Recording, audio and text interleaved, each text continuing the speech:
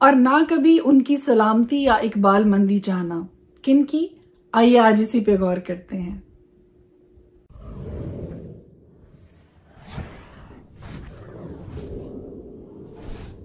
मेरा नाम एस्टर हारून है और हर रोज खुदा का जिंदा कलाम लेकर आपके सामने आती हूँ। हम मिलकर खुदा के पाक कलाम की तलावत करते हैं। एक चैप्टर रोज नए अहदनामा में से और 2 चैप्टर्स पुराने अहदनामा में से पढ़ते हैं। और हर रोज पढ़ते रहने की वजह से खुदा के फजल से ये मुमकिन हुआ है कि बहुत जल्द हम नया अहदनामा की तलावत मुकम्मल तौर से खत्म करने वाले हैं, मुकम्मल करने वाले हैं। ना जोर से ना ताकत से, बल्कि सिर्फ और सिर्फ खुदा के रूह के वसीला से, खुदा की कुदरत के वसीला से और खुदा के फजल के वसीला से मुमकिन हुआ है। इस सारी काविश के लिए, इस सारी बरकत के लिए और इस सारे काम के लिए जो खुदा ने मुमकिन किया आज के दिन तक कि ये मुकम्मल हो सके, इसके लिए मैं सारा का सारा जलाल खुदा बाप, खुदा बेटा और खुदा रूहुल कुद्स के वाहिद नाम को देती हूँ। And hats off to everyone जो हर रोज इन वीडियोस को देखते हैं, सुनते हैं और खुदा की बरकत में मेरे साथ शामिल होते हैं। May God bless you. Thought of the day जो मैं आज आपके साथ शेयर करने वाली हूँ इंतहाई खूबसूरत है, इंतहाई बाबरकत है और इंतहाई संजीदगी लिए हुए। ये एक ऐसा टॉपिक है, एक ऐसा इशू है जिसपे बहुत कम कलीसिया में भी बात उठाई गई है। सो आइए आज इस पे गौर करते हैं।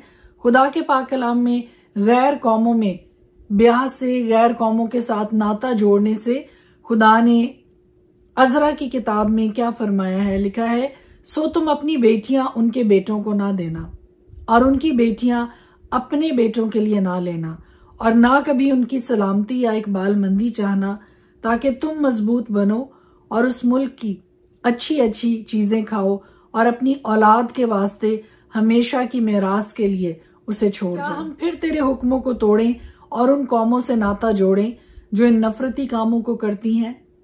क्या तू हमसे ऐसा गुस्से ना होगा कि हमको नेस्त तो नाबूद कर दे, यहाँ तक कि ना कोई बकिया रहे और ना कोई बचे। सीख आज मेरे लिए और आपके लिए ये है कि कभी भी अपने जिंदा खुदा को छोड़कर उस खुदा को जिसने आपसे इतना प्यार किया है कि उसने अपना इकलौता बेटा आपके लिए कुर्बान किया है, जिसने अपने बेटे का खून, उसका कीमती लहू आपके लिए बहाया है ताकि आप निजात पा सकें, आप मुआफी हासिल कर सकें, आप कफारा हासिल कर सकें।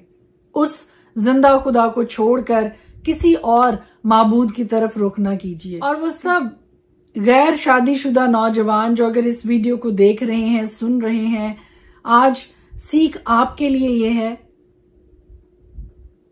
कि चाहे अपने से कम तालीम याफ्ता शख्स के साथ शादी कर लीजिए, चाहे अपने से कम कमाने वाले के साथ शादी कर लीजिए, लेकिन कभी किसी गैर कौम में से अपने लिए लड़की या लड़का ना। बाज़ औक़ात लोग ये दलील पेश करते हैं कि वो एक रूह को बचाना चाहते हैं, उसको खुदा की बादशाही में शामिल करना चाहते हैं, लेकिन शादी करके किसी की रूह को जीतना कोई बहुत अच्छा ख्याल नहीं है। पाक रूह को मौका दीजिए कि वो लोगों की जिंदगियों में काम करे। किरदार से, अपनी गुफ्तार से, अपने रोजमर्रा की जिंदगी के उठने बैठने से आप गैर कौमों में एक मिसाल बनिए, ताकि वो आपके कामों को देखते हुए आपके जिंदा खुदा की तारीफ करें। कौमों से नाता जोड़ना यानी कि खुदा से नाता तोड़ना और खुदा के हुक्मों को तोड़ना, उसकी नाफरमानी करना है।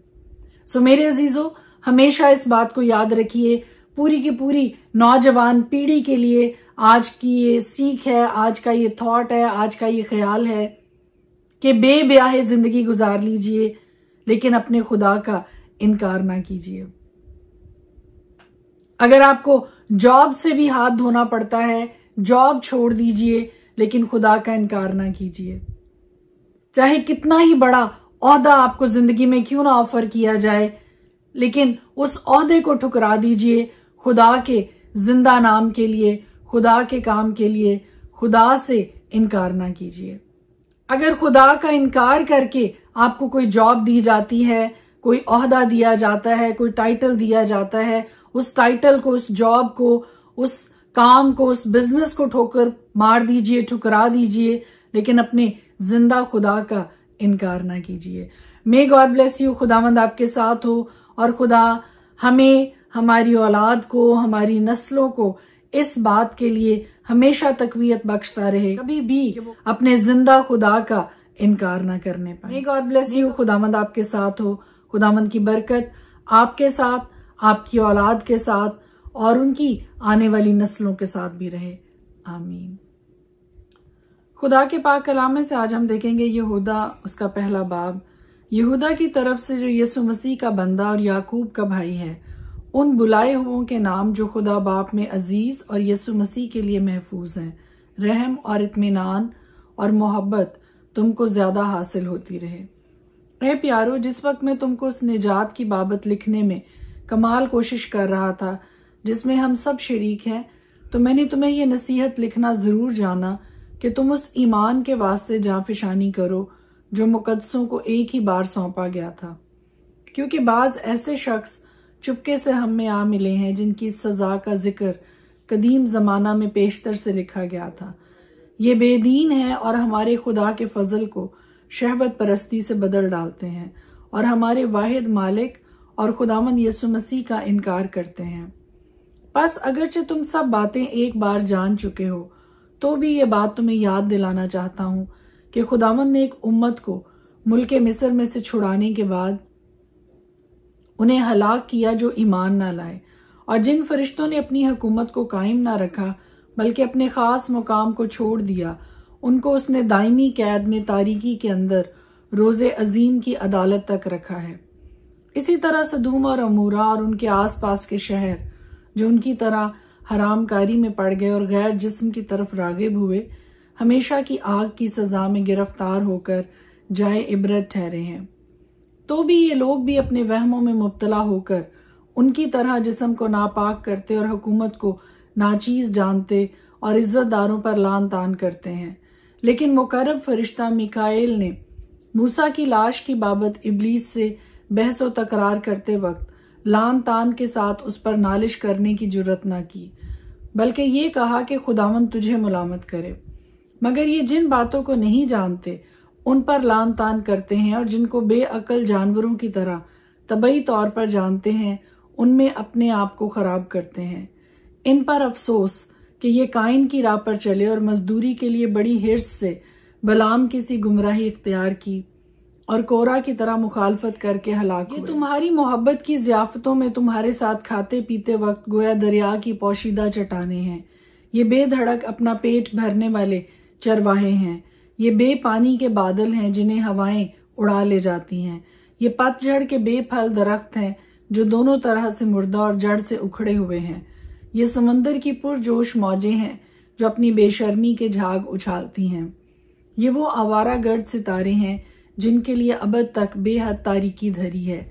इनके बारे में हनूक ने भी, जो आदम से 7वीं पुश्त में था, ये पेशीन गोई की थी कि देखो खुदावंद अपने लाखों मुकद्दसों के साथ आया ताकि सब आदमियों का इंसाफ करे और सब बेदीनों को उनकी बेदीनी के उन सब कामों के सबब से जो उन्होंने बेदीनी से किए हैं और उन सब सख्त बातों के सबब से जो बेदीन गुनेगारों ने उसकी मुखालफत में कही हैं, कसूरवार ठहराए। ये बुड़बुड़ाने वाले और शिकायत करने वाले हैं और अपनी ख्वाहिशों के मुआफिक चलते हैं और अपने मुंह से बड़े बोल बोल के लिए लोगों की रूहदारी करते हैं। लेकिन ए प्यारो, उन बातों को याद रखो जो हमारे खुदावंद यीशु मसीह के रसूल पहले कह चुके हैं। वो तुमसे कहा करते जमाना में ऐसे ठट्ठा करने वाले होंगे जो अपनी बेदीनी की ख्वाहिशों के मुआफिक चलेंगे। ये वो आदमी हैं जो तफरके डालते हैं और नफसानी हैं और रूह से बेबहरा। मगर तुम ए प्यारो, अपने पाक तरीन ईमान में अपनी तरक्की करके और रूहुल कुद्स में दुआ करके अपने आप को खुदा की मोहब्बत में कायम रखो और हमेशा की जिंदगी के लिए हमारे खुदावंद यीशु मसीह की रहमत के मुंतजर रहो। और बाज लोगों पर जो शक में है रहम करो, और बाज को झपट कर आग में से निकालो, और बाज पर खौफ खाकर रहम करो, बल्कि उस पोशाक से भी नफरत करो जो जिस्म के सबब से दागी हो गई है। अब जो तुमको ठोकर खाने से बचा सकता है और अपने पुरजलाल हजूर में कमाल खुशी के साथ बेऐब करके खड़ा कर सकता है, उस खुदाए वाहिद का जो हमारा मुन्नजलाल और अजमत और सल्तनत और इख्तियार हमारे खुदावंद यीशु मसीह के वसीला से जैसा अजल से है, अब भी हो और अब्दुल आबाद रहे। आमीन। पुरानी अहदनामा में से अजरा की किताब, उसका 8वां बाब। अरतख्तिश्ता बादशाह के दौरे सल्तनत में जो लोग मेरे साथ बाबल से निकले उनके आबाई खानदानों के सरदार ये हैं और उनका नसब नामा ये है। बनी फिनहास में से जैरसूम, बनी इतमर में से दानिएल, बनी दाऊद में से हतूश, बनी सिकनिया की नस्ल के बनी परऊस में से जकरिया और उसके साथ 150 मर्द नसब नामा की रूह से गिने हुए थे।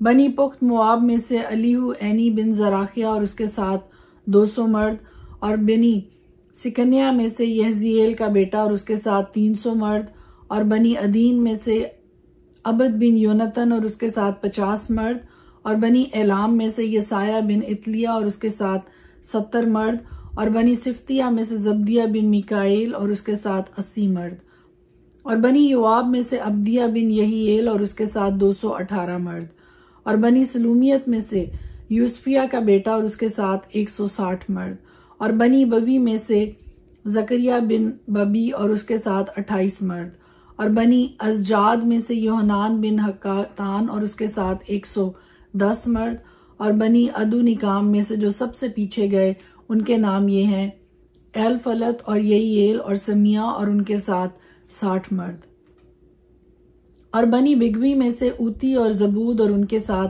70 मर्द। फिर मैंने उनको उस दरिया के पास जो अहावा की सिमत को बहता है इकट्ठा किया और वहां हम 3 दिन खैमों में रहे, और मैंने लोगों और काहिनों का मुलाजा किया पर बनी लावी में से किसी को न पाया। तब मैंने एलिजर और अरियल और समिया और एलनातन और यरीब और अलनातन और नातन और जिक्री और मसलाम को जो रईस थे और यूरीब और अलनातन को जो मुअल्लम थे बुलवाया, और मैंने उनको किस्फिया नाम एक मुकाम में अदू सरदार के पास भेजा, और जो कुछ उनको इदू और उसके भाइयों नितनीम से कैसफिया में कहना था बताया कि वो हमारे खुदा के घर के लिए खिदमत करने वाले हमारे पास ले आए। और चूंकि हमारे खुदा की शफकत का हाथ हम पर था, इसलिए वो महली बिन लावी बिन इसराइल की औलाद में से एक दानिशमंद शख्स को और सिरबिया को और उसके बेटों और भाइयों यानी 18 आदमियों को, और हिस्बिया को और उसके साथ बनी मरारी में से यसाया को और उसके भाइयों और उनके बेटों को यानी 20 आदमियों को, और नितनेम में से जिनको दाऊद और अमीरों ने लावियों की खिदमत के लिए मुकर्रर किया था 220 नितनीम को ले आए। इन सबों के नाम बता दिए गए थे।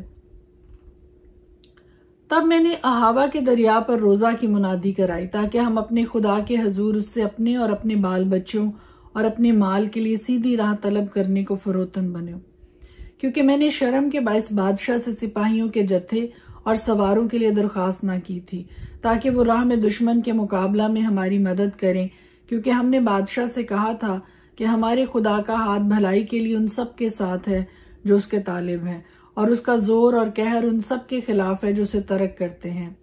सो हमने रोजा रख कर इस बात के लिए अपने खुदा से मिन्नत की और उसने हमारी सुनी। तब मैंने सरदार काहिनों में से 12 को यानी सिरबिया और हसबिया और उनके साथ उनके भाइयों में से 10 को अलग किया, और उनको वो चांदी सोना और जरूफ यानी वो हदिया जो हमारे खुदा के घर के लिए बादशाह और उसके वजीरों और अमीरों और तमाम इसराइल ने जो वहां हाजिर थे नजर किया था तोल दिया। मैं ही ने उनके हाथ में 650 किंतार चांदी और 100 किंतार चांदी के बर्तन और 100 किंतार सोना और सोने के 20 प्याले जो 1000 दिरहम के थे और चौखे चमकते हुए पीतल के 2 बर्तन जो सोने की तरह कीमती थे तोल कर दिए। और मैंने उनसे कहा कि तुम खुदावंद के लिए मुकद्दस हो और ये बर्तन भी मुकद्दस हैं, और ये चांदी और सोना खुदावंद तुम्हारे बाप दादा के खुदा के लिए रजा की कुर्बानी है। सो होशियार रहना जब तक यरूशलेम में खुदावंद के घर की कोठरियों में सरदार काहिनों और लावियों और इसराइल के आबाई खानदानों के अमीरों के सामने उनको तोल ना दो, उनकी हिफाजत करना। सो काहिनों और लावियों ने सोने और चांदी और बर्तनों को तोल कर लिया ताकि उनको यरूशलेम में हमारे खुदा के घर में पहुंचाएं। फिर हम पहले महीने की 12वीं तारीख को अहावा के दरिया से रवाना हुए कि यरूशलेम को जाएं, और हमारे खुदा का हाथ हमारे साथ था और उसने हमको दुश्मनों और रास्ता में घात लगाने वालों के हाथ से बचाया। और हम यरूशलेम पहुंचकर 3 दिन तक ठहरे रहे, और चौथे दिन वो चांदी और सोना और बर्तन हमारे खुदा के घर में तोल कर काहिन मिरीमूत बिन ऊरिया के हाथ में दिए गए, और उसके साथ अलीजर बिन फिनहास था और उनके साथ ये लावी थे यानी यूजबाद बिन यशवा और नुएदिया बिन बिनवी सब चीजों को गिनकर और तोलकर पूरा वजन उसी वक्त लिख लिया गया। और असीरी में से उन लोगों ने जो जलावतनी से लौट आए थे इसराइल के खुदा के लिए सोखनी कुर्बानियां चढ़ाई, यानी सारे इसराइल के लिए 12 बछड़े और 96 मेंढे और 77 बर्रे और खता की कुर्बानी के लिए 12 बकरे। ये सब खुदावंद के लिए सोखनी कुर्बानी थी। और उन्होंने बादशाह के फरमानों को बादशाह के नाइबों और दरिया पार के हाकिमों के हवाला किया और उन्होंने लोगों की और खुदा के घर की हिमायत की। अजरा की किताब उसका 9वां बाब। जब ये सब काम हो चुके तो सरदारों ने मेरे पास आकर कहा कि इसराइल के लोग और काहिन और लावी इन इतराफ की कौमों से अलग नहीं रहे, क्योंकि केनानियों और हित्तियों और फिरजियों और यबूसियों और अमूनियों और मुआबियों और मिस्रियों और अमूरियों के से नफरती काम करते हैं। चुनाचे उन्होंने अपने और अपने बेटों के लिए उनकी बेटियां ली हैं। सो मुकद्दस नस्ल इन इतराफ की कौमों के साथ खलत मलत हो गई और सरदारों और हाकिमों का हाथ इस बदकारी में सबसे बड़ा हुआ है। जब मैंने ये बात सुनी तो अपने पैराहन और अपनी चादर को चाक किया और सर और दाढ़ी के बाल नोचे और हैरान हो बैठा। तब वो सब जो इसराइल के खुदा की बातों से कांपते थे असीरों की इस बदकारी के बाइस मेरे पास जमा हुए और मैं शाम की कुर्बानी तक हैरान बैठा रहा। और शाम की कुर्बानी के वक्त में अपना फटा पैराहन पहने और अपनी फटी चादर ओढ़े हुए अपनी शर्मिंदगी की हालत से उठा और अपने घुटनों पर गिर खुदावंद अपने खुदा की तरफ अपने हाथ फैलाए और कहा, ए मेरे खुदा, मैं शर्मिंदा हूं और तेरी तरफ ए मेरे खुदा अपना मुंह उठाते मुझे लाज आती है, क्योंकि हमारे गुनाह बढ़ते बढ़ते हमारे सर से बुलंद हो गए और हमारी खताकारी आसमान तक पहुंच गई है। अपने बाप दादा के वक्त से आज तक हम बड़े खताकार रहे और अपनी बदकारी के बाइस हम और हमारे बादशाह और हमारे काहिन और मुल्कों के बादशाहों और तलवार और असीरी और गारत और शर्मिंदगी के हवाला हुए हैं, जैसा आज के दिन है। अब थोड़े दिनों से खुदावंद हमारे खुदा की तरफ से हम पर फजल हुआ है, ताकि हमारा कुछ बकिया बच निकलने को छूटे और उसके मकान मुकद्दस में हमको एक खूंटी मिले और हमारा खुदा हमारी आंखें रोशन करे और हमारी गुलामी में हमको कुछ ताजगी बख्शे, क्योंकि हम तो गुलाम हैं पर हमारे खुदा ने हमारी गुलामी में हमको छोड़ा नहीं। ताजगी बख्शने और अपने खुदा के घर को बनाने और उसके खंडरों की मरम्मत करने और यहूदा और यरूशलेम में हमको शहर पनाह देने को फारिस के बादशाहों के सामने हम पर रहमत की। और अब ए हमारे खुदा, हम इसके बाद क्या कहें, क्योंकि हमने तेरे उन हुक्मों को तर्क कर दिया है जो तूने अपने खादमों यानी नबियों की मार्फत फरमाए कि वो मुल्क जिसे तुम मेरास में लेने को जाते हो और मुल्कों की कौमों की निजासत और नफरती कामों के सबब से नापाक मुल्क है, क्योंकि उन्होंने अपनी नापाकी से उसको इस सिरे से उस सिरे तक भर दिया है।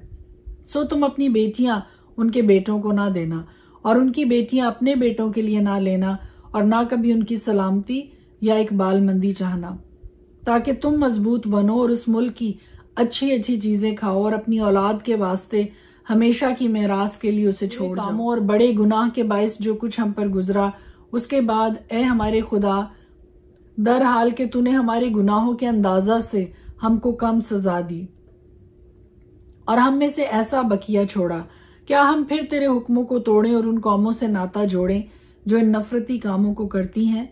क्या तू हमसे ऐसा गुस्से ना होगा कि हमको नेस्त तो नाबूद कर दे, यहाँ तक कि ना कोई बकिया रहे और ना कोई बचे? ए खुदावंद इस्राएल के खुदा, तू सादिक एक बकिया है जो बच निकला है, जैसा आज के दिन है। देख, हम अपनी खताकारी में तेरे हजूर हाजिर हैं, क्योंकि इसी सबब से कोई तेरे हजूर खड़ा रह नहीं सकता। खुदा के पाक कलाम के पढ़े और सुने जाने पर उसकी खास बरकत हो। आमीन।